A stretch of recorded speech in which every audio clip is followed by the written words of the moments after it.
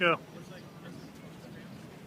When in the course of human events it becomes necessary for one nation to dissolve the political bands which have connected them with another, and to assume among the powers of the earth the separate and equal station to which the laws of nature and of nature's God entitle them, a decent respect to the powers of the earth and of nature's God entitle them to read the opinions of mankind, to explain the causes which force them to the separation.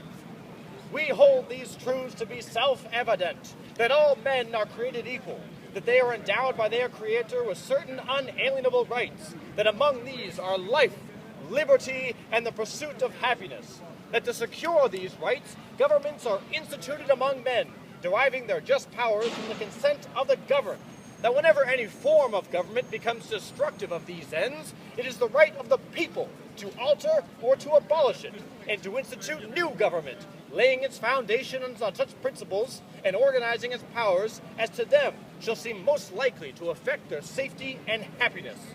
Prudence, indeed, will dictate that governments long established should not be changed for light and transient causes. And all experience hath shown that mankind are more disposed to suffer while evils are made sufferable than to right themselves by abolishing the forms to which they are accustomed. But when a long train of abuses and usurpations, pursuing invariably the same object, evinces a design to reduce them under absolute despotism, it is their right, it is their duty to throw off such government and to provide new guards for their future security.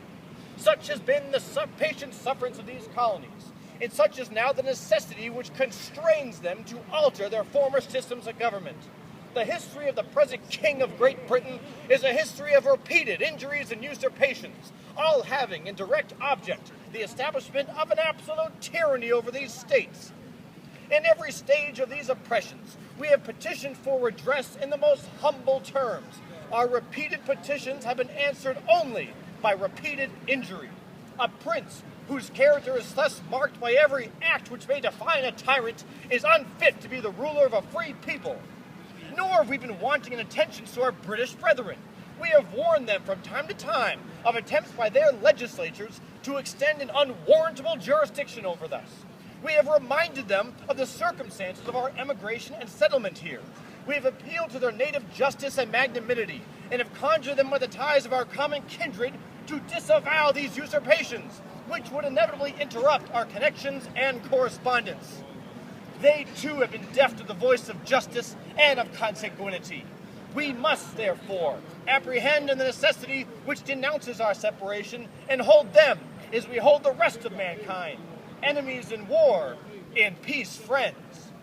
We, therefore, the representatives of the United States of America, in General Congress assembled, appealing to the Supreme Judge of the world for the rectitude of our intentions, do, in the name and by authority of these united colonies, solemnly publish and declare that these united colonies are, and of right ought to be, free and independent states, that they have full power to levy war, conclude peace, contract alliances, establish commerce, and do all other things which free and independent states do.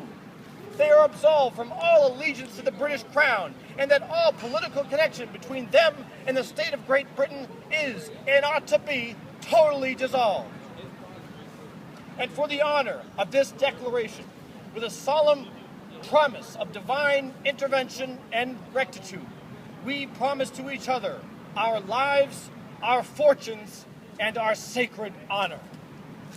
Yeah.